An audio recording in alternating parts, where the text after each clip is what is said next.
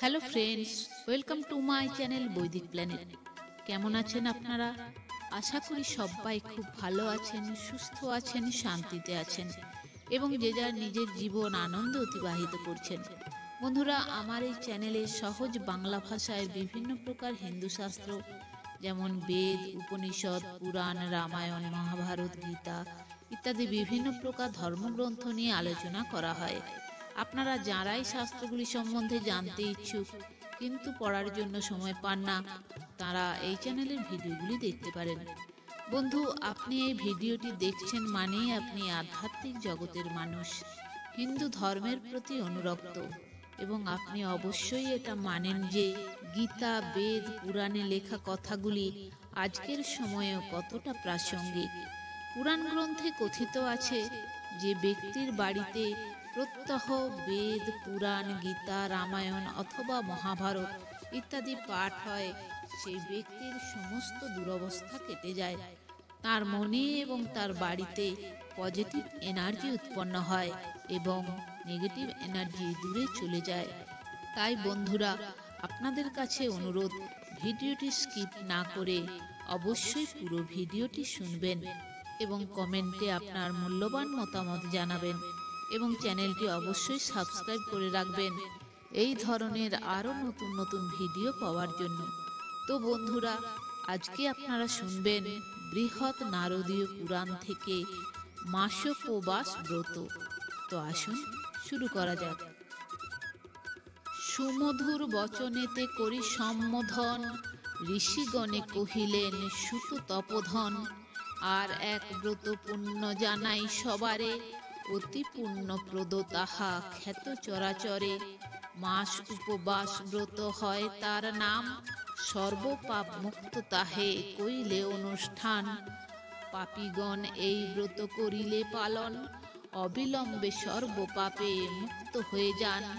আষাঢ়, শ্রাবণ, ভাদ্র কিংবা আশ্বিনেতে গ্রহণ করিবে ব্রত যথা বিধিমতে। ইহাদের অন্যতম যে কোনো মাসেতে, শুক্লা দশমের দিন জাগিয়া প্রভাতে। দশম, ধাবন আদি করি পরে স্নান, নিত্য নৈমিত্তিক পূজা করিবে ধীমান। পরদিন একাদশী উপনীত হলে, ব্রহ্মচর্য অবিলম্বী একান্ত অন্তরে। যথাবিধি পঞ্চগব্য করিয়া প্রাশন, কুশাসনে বিষ্ণু পাশে করিবে শয়ন। শয়ন করিবে কিংবা মৃত্তিকা শয্যায়, পরদিন প্রাতঃকালে উঠি পুনরায়। যথাযথ নিত্য ক্রিয়া করি সমাপন, নারায়ণে ভক্তি ভরে করিবে পূজন। তারপর বক্ষমান স্তুতি বাক্য বলি, সংকল্প করিতে হয় অতি ভক্তি করি। হে কেশব, নিবেদন তোমার চরণে, অদ্য হতে 1 মাস রব অনশনে। তব আজ্ঞা শিরোপরি করিয়া গ্রহণ, মাস অন্তে যথাবিধি করিব পারণ। তপফলদাতা তুমি তপস্যা আকর, তোমার চরণে প্রভু করি নমস্কার। আমার অভীষ্ট ফল করহ অর্পণ, সর্ববিঘ্ন নিবারণ করো জনার্দন। এই রূপে সংকল্প করি বিধিমতে, 1 মাস রবে সেই হরির গৃহেতে। পঞ্চামৃতে করি নিত্য হরির স্থাপন, ধূপ দীপ গুলগুলাদি করিবে অর্পণ। নিত্য আপামার শাখা লইয়া যতনে, দাসন ধাবন ব্রতী করিবে বিধানে। বিধানে প্রত্যহ স্নান করিয়া সাধন, কেশবাদী নামে করি বিষ্ণুর তর্পণ। 1 মাস ব্রতীজন রবে অনাহারে, তারপর স্নান করি অতি ভক্তি ভরে। পূর্ববৎ নারায়ণে করিবে পূজন, বিপ্রগণে যথাশক্তি করাবে ভোজন। সামর্থ্য দক্ষিণা দিয়া সবাকারে, গোবস্ত্র ভূষণ দিবে অতি ভক্তি করে।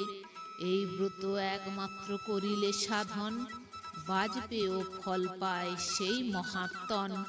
যদ্যপি 2টি করে দৃঢ় ভক্তি ভরে, পুণ্ডরিক ফল পায় শাস্ত্রের বিচারে। মাসযজ্ঞ অনুষ্ঠানে যেই ফল হয়, তাহার 3টি দ্বারা সে ফল নিশ্চয়। অষ্ট অগ্নিষ্টম ফল 4টিতে পায়, দ্বিগুণ পঞ্চেতে তার কহিনু সবাই, ছয়টিয়ে ব্রত যেবা করো এ সাধন, অষ্ট জ্যোতিষ্ঠম ফল পায় সেই জন, সাতটিয়ে ব্রত যেবা করে অনুষ্ঠান, অষ্ট অশ্বমেধ ফল সেই জন পান, আটটিয়ে ব্রত যেবা করে আচরণ, তাহার পুণ্যের কথা করো শ্রবণ, নরমেধ যজ্ঞ কইলে যেই ফল হয়, তদপেক্ষা অষ্টগুণ ইহাতে নিশ্চয়, নয়টিয়ে ব্রত যেই করো এ সাধন, মহাপুণ্যবান সেই অতি সাধুজন, করিলে গোমেধ যজ্ঞ যেই ফল হয়, তাহার দ্বিগুণ ফল লভ এ নিশ্চয়, দশটিয়ে ব্রত যেই করো এ সাধন, মহাপুণ্যবান সেই অতি সাধুজন, ব্রহ্মমেধ যজ্ঞ কইলে যেই ফল হয়, তাহার দ্বিগুণ ফল লভ এ নিশ্চয়, একাদশ এই ব্রত করিলে সাধন, সর্বযজ্ঞ ফল পায় ব্রতী মহাত্মন, হরির শালক্য পায় সেই মহামতি, কহিনু তোমার পাশে শাস্ত্রের ভারতী, দ্বাদশ এ ব্রত যেবা করে অনুষ্ঠান, হরির সারূপ্য পায় সেই মতিমান, ত্রয়োদশ ব্রত করে যেই মহামতি, পরম আনন্দ পায় সেই শিশুমতি, মাস উপবাস ব্রত যারা যারা করে, নিত্য স্নান করে যারা জাহ্নবীর নীরে, সর্বদা ধর্মের কথা করো এ কীর্তন, সুনিশ্চয় মুক্তি পায় সেই সব জন, অধীরা যাহারা কিংবা ব্রহ্মচারী জ্যোতি, বিশেষত বনবাসী যে সব সুমতি, এ ব্রত তাহারা সবে করিবে পালন, শাস্ত্রের বিধান যাহা শুনো মুনিগণ, কি গৃহস্থ বানপ্রস্থ ভিক্ষু নরনারী, কিংবা দ্বৈত জ্ঞান যুক্ত যারা ব্রহ্মচারী, যদি এই পুণ্যব্রত করো এ পালন, যোগীর দুর্লভ মোক্ষ লভে সেই জন, ভক্তি করি যেই জন অবনী ভিতরে, এ ব্রত কীর্তন করে একান্ত অন্তরে, কিংবা এক মন হয়ে করো এ শ্রবণ, সর্বপাপে মুক্ত হয় সেই সাধুজন, অতএব হরিভক্তি সবার প্রধান, যাহে মোক্ষ ফল লাভ শাস্ত্রের প্রমাণ, নারদ পুরাণ কথা ভক্তির লহরী, পয়ার প্রবন্ধে কবি রচে ভক্তি করি। তো বন্ধুরা, আজ এই পর্যন্তই। ভিডিওটি যদি ভালো লেগে থাকে তাহলে লাইক কমেন্ট শেয়ার করে আপনার প্রিয় মানুষদেরও দেখার সুযোগ করে দেবেন, এবং এই ধরনের ভিডিও আরও দেখার জন্য চ্যানেলটি সাবস্ক্রাইব করে পাশে থাকা বেল আইকনটি প্রেস করে দেবেন পরবর্তী ভিডিও নোটিফিকেশন পাওয়ার জন্য। সবাই ভালো থাকবেন, সুস্থ থাকবেন, আনন্দে থাকবেন।